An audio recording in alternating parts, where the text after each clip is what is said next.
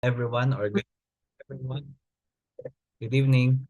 I'm Dr. Florence Maramba, and I will be we will be discussing tonight the Module 6 of biology. So you all know that biology is part of the second part of your NMAT.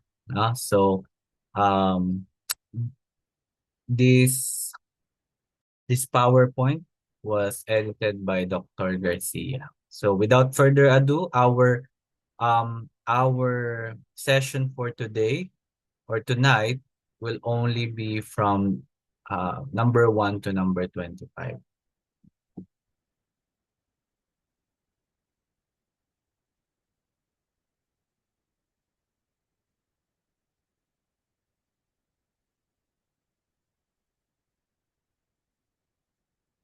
Okay. So right now I want to we will have again our question and answer.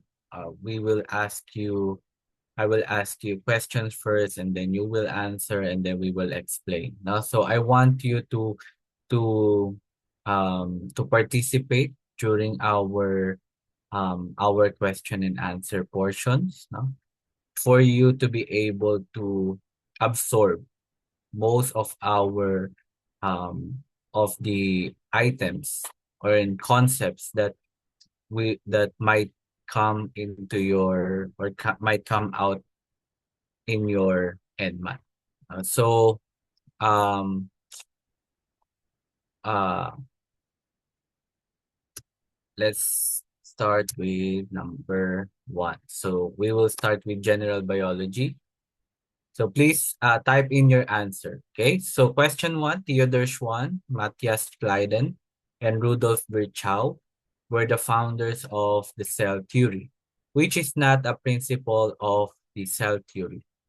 A, all organisms are multicellular. B, cell is the basic unit of life. C, all cells arise from pre-existing cells. Or D, all organisms are made of one or more cells. So please key in your answers.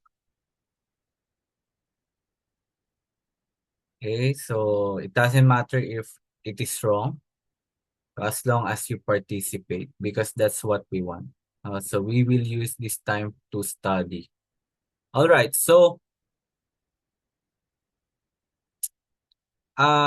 this question is quite tricky, because what the question is asking is not is false, no? What is not, which is not a principle of the cell theory.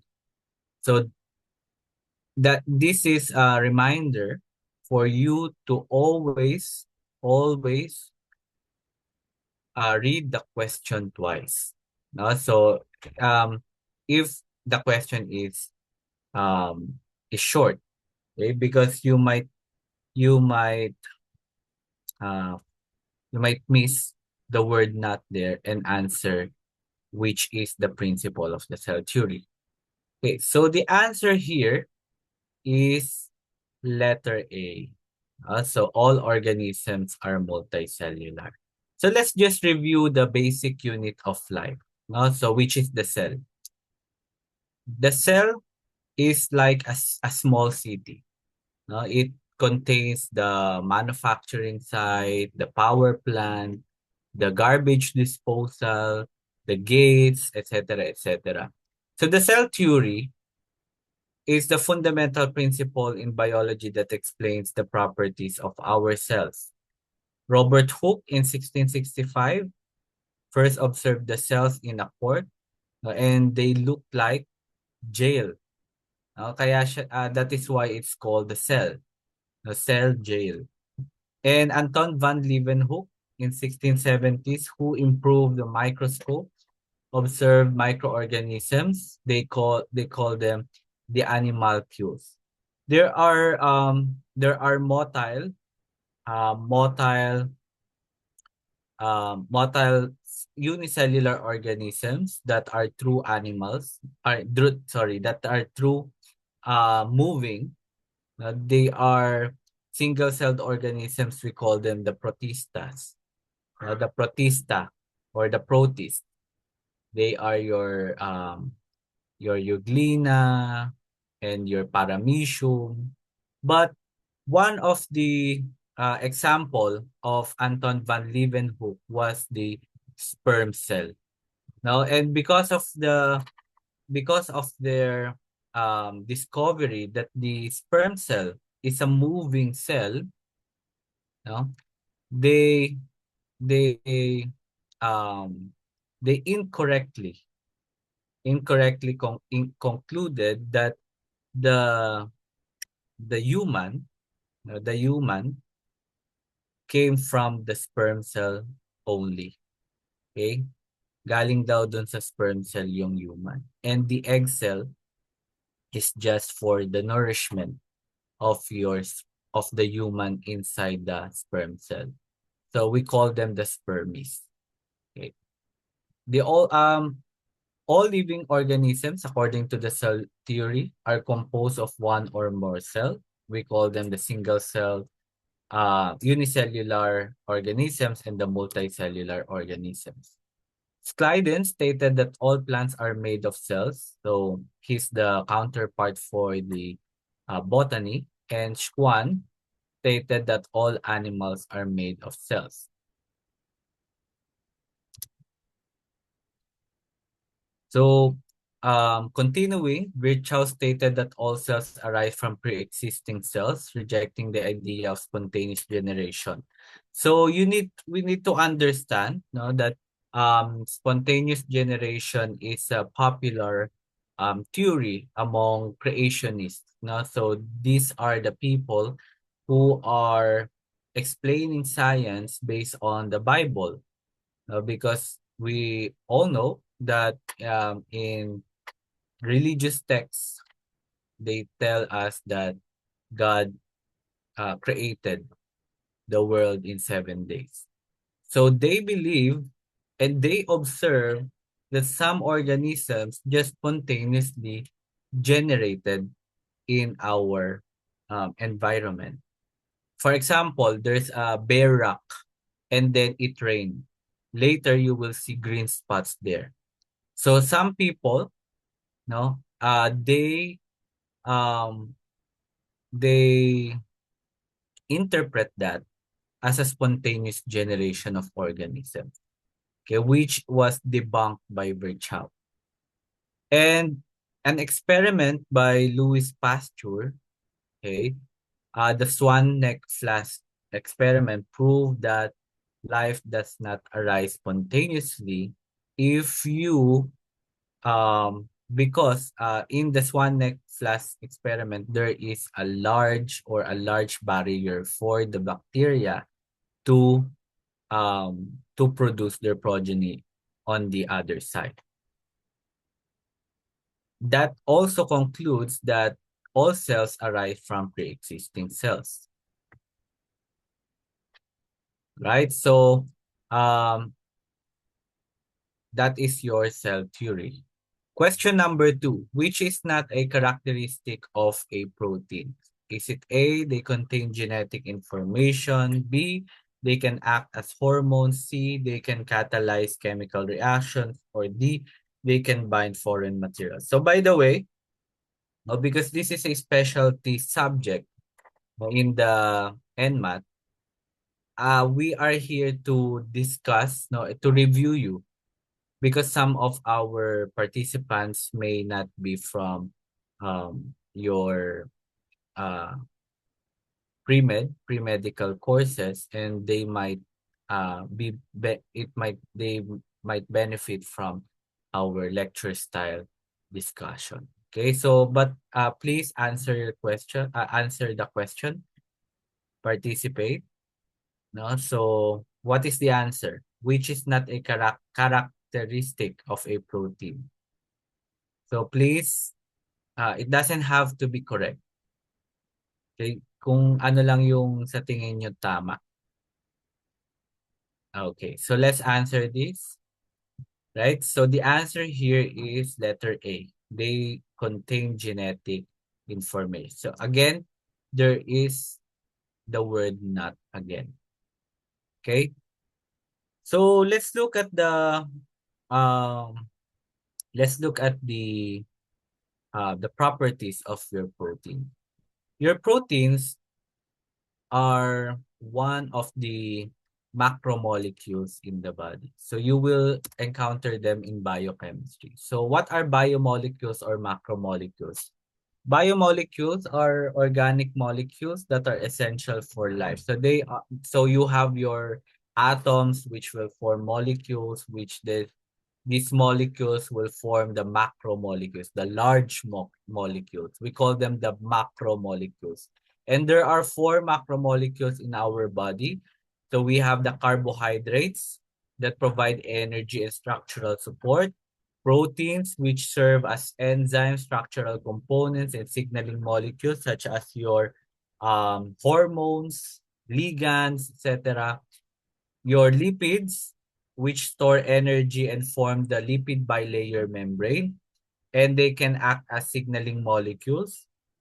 And your nucleic acids, which is basically the blueprint of our of life. Now, the blueprint of life, your DNA and your RNA. So your carbohydrates is made up of carbon, hydrogen, and oxygen. So CHO, CHO. The other name of your carbohydrates is hydrates of carbon. The hydrates of carbon, because these are carbons which contain hydroxyl groups. Okay, so we can divide our carbohydrates into simple sugar or monosaccharides. As you go from large to smaller carbohydrates, the sweetness of your carbohydrates increases. Now, because um, it's the small molecules that is detected, or that are detected by our taste buds. So your monosaccharides are single sugar units, and they can be your glucose, fructose, or galactose. So your glucose is the main energy source of the body, but our body can also extract energy from other monosaccharides like your fructose and galactose. Their fructose is the major component of sucrose, your table sugar, and it is mainly found in fruits and corn, no? So you may be familiar with your high fructose corn syrup. Now, high fructose corn syrup, so basically it's just a syrup made up of corn, and it's mainly fructose. Galactose is found in lactose, the milk sugar. Okay. So what's the difference between glucose and galactose? So galactose and glucose are called epimers, meaning they are very similar to each other except for one position, no? Except for one molecule. Okay, so in this case, it will be this carbon, no? The C4, C1, 2, 3, 4. The C4 carbon um are different. Glucose and galactose. They are called epimers. Your glucose and fructose are called, what do you call the relationship between glucose and fructose? What are they? If glucose and galactose are epimers, how about glucose and fructose? Can anyone answer? They are isomers. No? They are called isomers. When you say stereoisomers, there is a flip, no? That can be D-glucose and L-glucose. But they are isomers, no? They're glucose and fructose.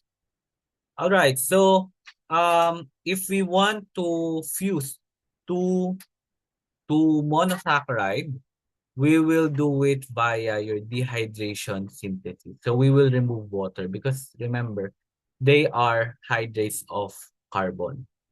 Okay? But they are broken down by hydrolysis.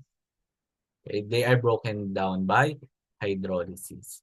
The examples of your disaccharides, meaning two monosaccharides joined together, are sucrose, table sugar, glucose plus fructose, lactose, glucose plus galactose, found in milk, and maltose, no, which are two glucose. They are found in Cocoa Crunch. The bond type between them is called the glycosidic bond or an ether bond. Ether, the COC. All right. So the long chains of monosaccharides are mainly for the storage of energy. All right. So we have your polysaccharides, your starch in plants, which are made up of amylose, which are the unbranched um, polysaccharide, and the amylopectin, which is the branch. Your body, our body, can also store monosaccharides or sugar in the form of glycogen.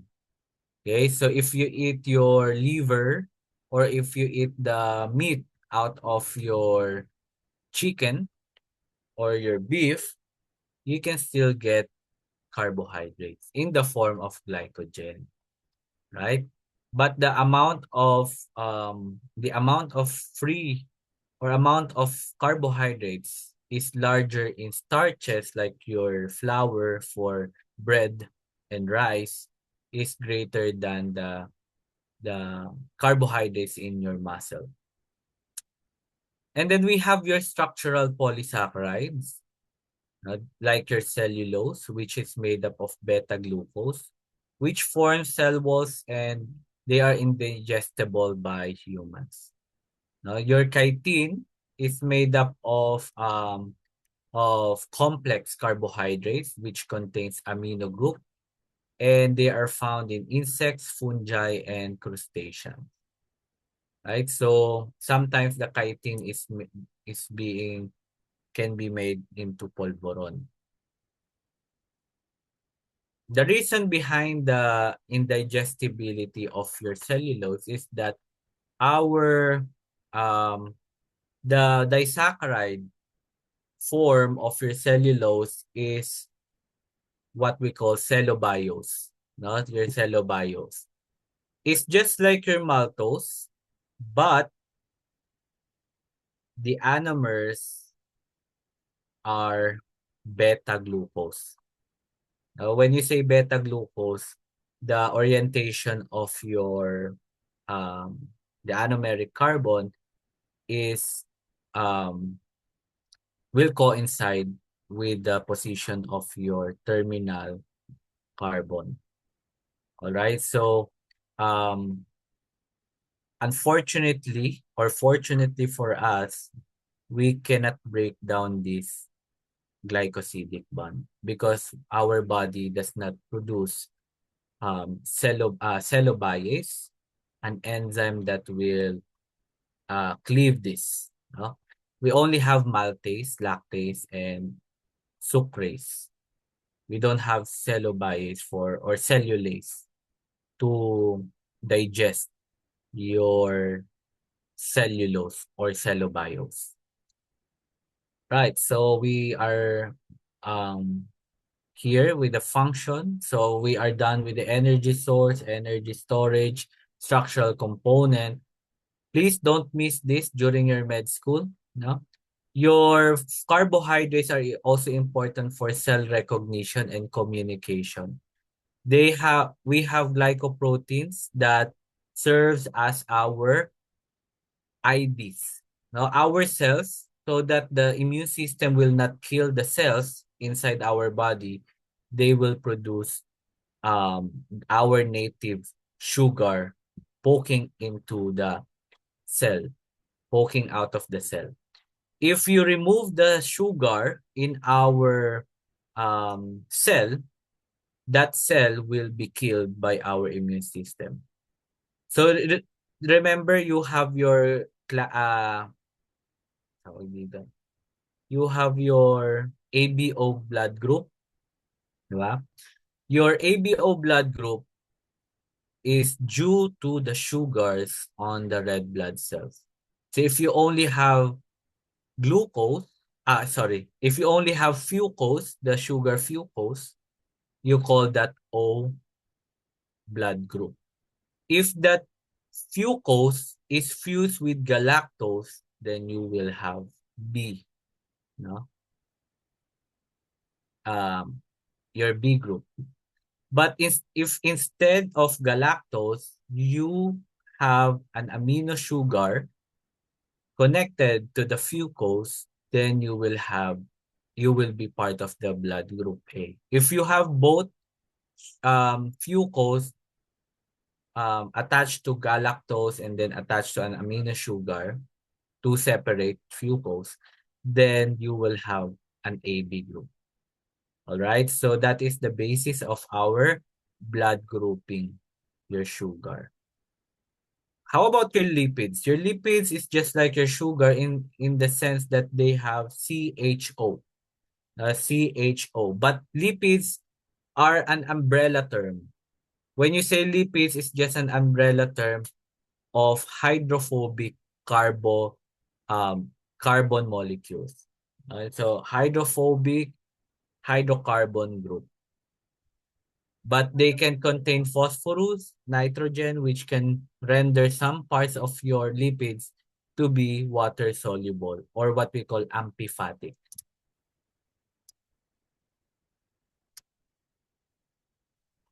Okay, triglycerides are the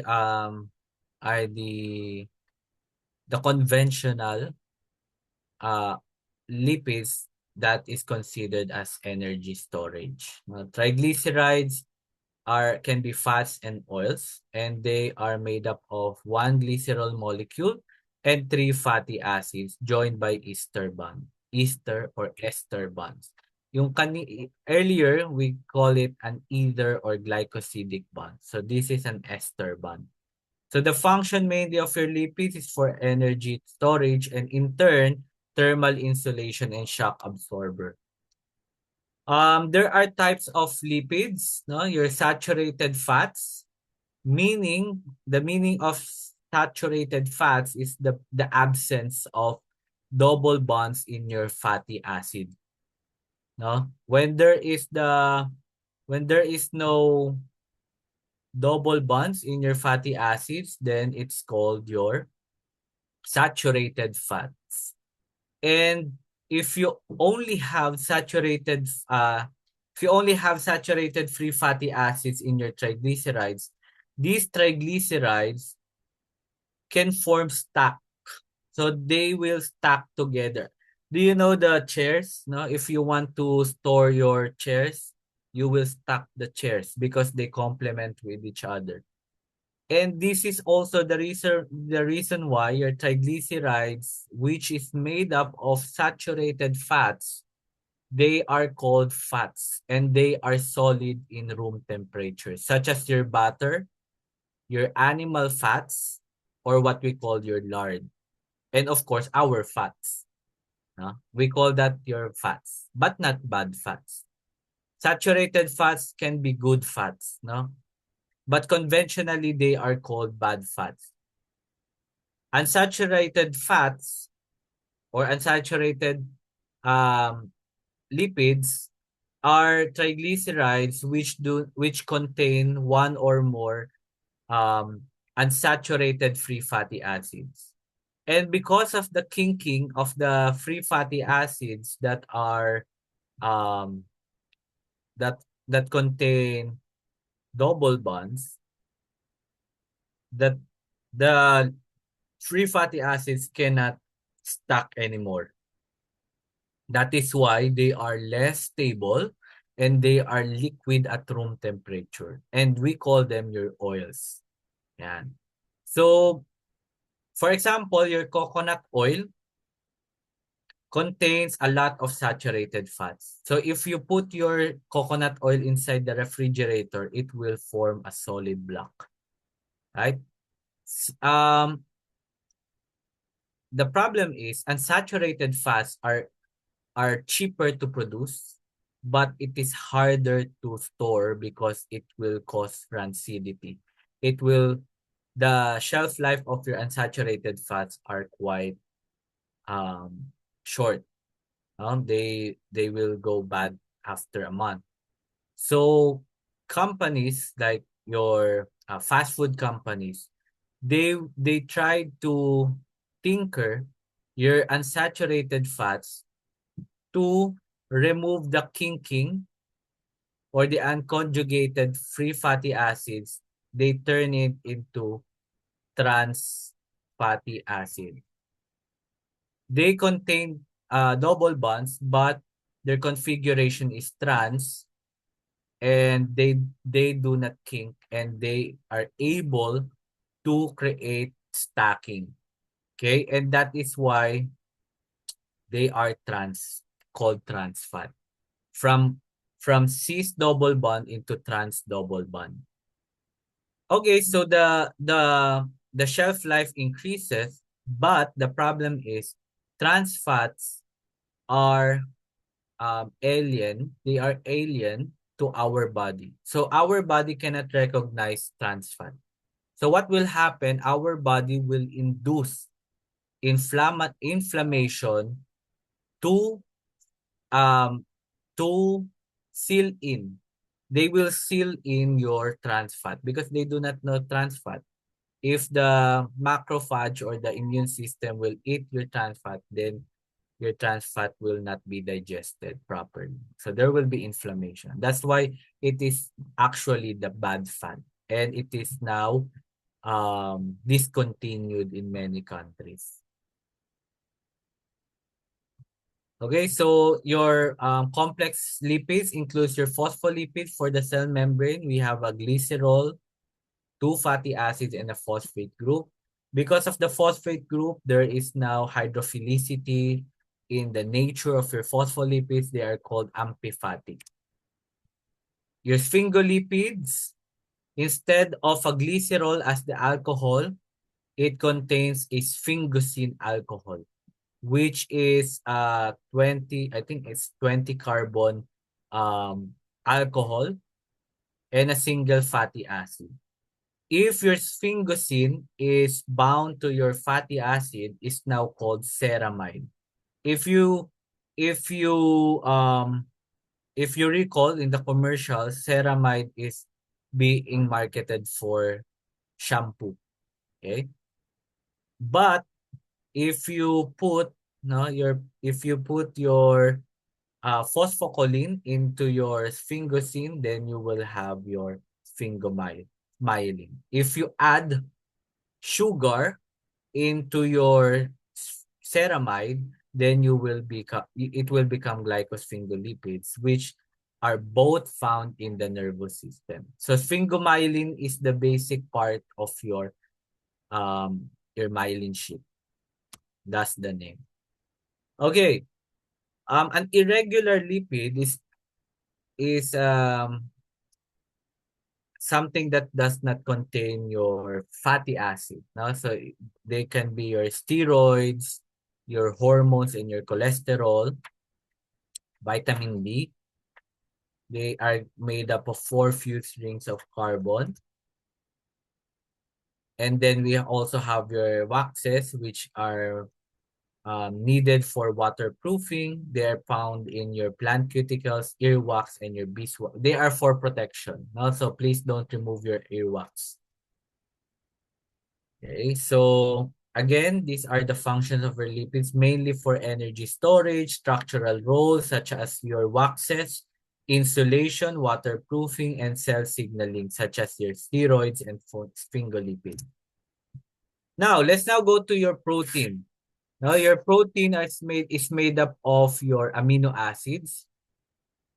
And these amino acids, they are around 21 to 22 in number. And they contain a central carbon or alpha carbon.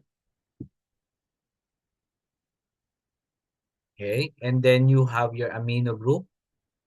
And then you have your carboxylic group. And then you also have your R group. All right. So what's peculiar with your amino acid? It contains a base. and then it contains an acid, amphiphoric. It's an amphiphoric molecule.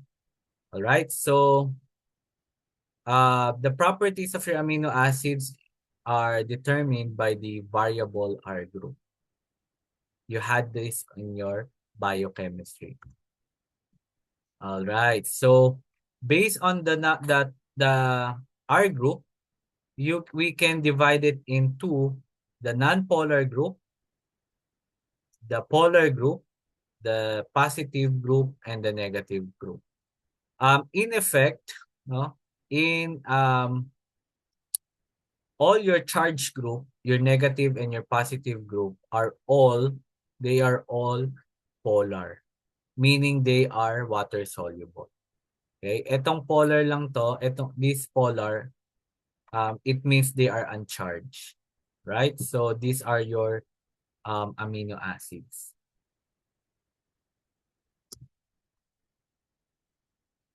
In medicine, we have what we call essential amino acids, meaning most of our amino acids in the body can be synthesized by the cell. Okay, but from carbohydrates, from other proteins, no? But essential amino acids cannot be synthesized by the human body, and we must obtain them from our diet. The 9 essential amino acids are the private pinhole: phenylalanine, valine, threonine, tryptophan, isoleucine, methionine, histidine, arginine, leucine, and lysine. Arginine is an essential amino acid that is only conditional, meaning you do not need it during adulthood. It's not essential during adulthood. Okay, it's only essential during childhood. Remember this. It might come out in your NMAT or your biochem. All right. So if we have the glycosidic bond and we have the ester bond in your lipids, we have your peptide bonds in your amino acids. So these are the linkages between the amino and the carboxyl group. This forms the polypeptides, the primary structure of your protein. All right, so there are 4 structures of your proteins. First is the primary structure, so basically it's just the sequence of the amino acid. The secondary structure are due to the intermolecular interactions, like your hydrogen group or hydrogen bonding, which is not true bonding, no? This can be alpha helix and your beta plated sheet. Your tertiary are the overall 3D shape, and we can call the tertiary structure as a single protein. And the stabilizing interactions are the hydrogen bonds, ionic bonds, disulfide bridges, and hydrophobic interactions, and your van der Waals interaction. And then lastly, between 2 or more tertiary structures, you have your quaternary structure. So they have your subunit. Okay, so these are the functions of your proteins. So number 1, they are enzymes, like your trypsin, pepsin, mga ACE, the protein, the chemicals that ends in ACE, hormones, like glucagon, insulin, gastrin, signaling molecules, antibodies, your immunoglobulin, fluid balance, or you have your albumin and vasopressin. Vasopressin is a hormone.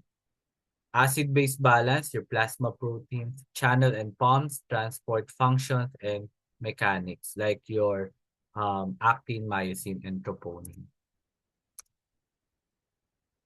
Okay, so last of the biomolecules would be your nucleic acid.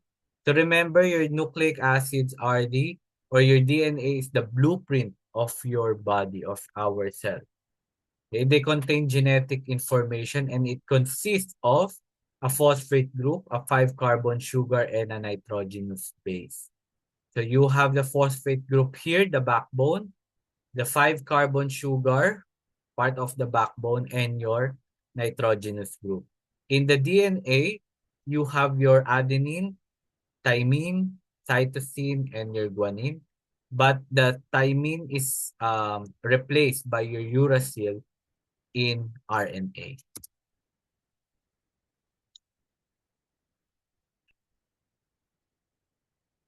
All right. So the DNA backbone, if you are asked in NMAT, in your NMAT, the DNA backbone is the alternating sugar phosphate groups. They are held by covalent phosphodiester bonds, so you cannot destroy them by just heating your DNA.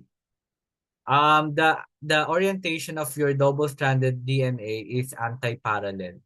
So one strand goes from 5' to 3' end, the other is 5' end to 3' end. Okay. So please familiarize yourself to the Chargaff's rule that your adenine pairs with thymine with 2 hydrogen bond and your guanine pairs with your cytosine with 3 hydrogen bond. Okay? And these hydrogen bond are actually weak in the sense that you can destroy them by increasing the temperature. So your nucleic acid function is to help synthesize proteins from DNA instruction. So your RNA is single-stranded nucleic acid, and the sugar here is the ribose instead of the deoxyribose, and the adenine pairs with uracil instead of thymine. So the main function of your RNA is to help synthesize proteins from DNA instruction in the ribosome. So there are types of RNA, your mRNA, which carries the genetic code, the tRNA, which brings the amino acids to ribosomes, and ribosomal RNA, which forms the structure of ribosome. Okay, so these are the functions of your nucleic acid. So remember, aside from the genetic information, your nucleic acids can also be energy needed for energy transfer. In fact, your adenosine triphosphate is actually a nucleotide. Yeah. And your GTP, they are nucleotides. Okay, so that's a very long discussion on macromolecules, but they are very important. Question number 3, which of the following is the correct sequence of biological organization from lowest to highest? What is your answer? So we have letter B, letter C. Okay, so B. All right. So the answer here, we are now on the correct sequence. Okay. So cell, organ, community, population, ecosystem is wrong because these are interchanged. For letter B, cell, organ, system, population, community, this is correct. Yeah. Letter C, cell, organism, ecosystem, community, biosphere. So this is interchange. And letter D, cell, organ, system, community, biome, ecosystem. So ito na. Yeah. So the answer is letter B.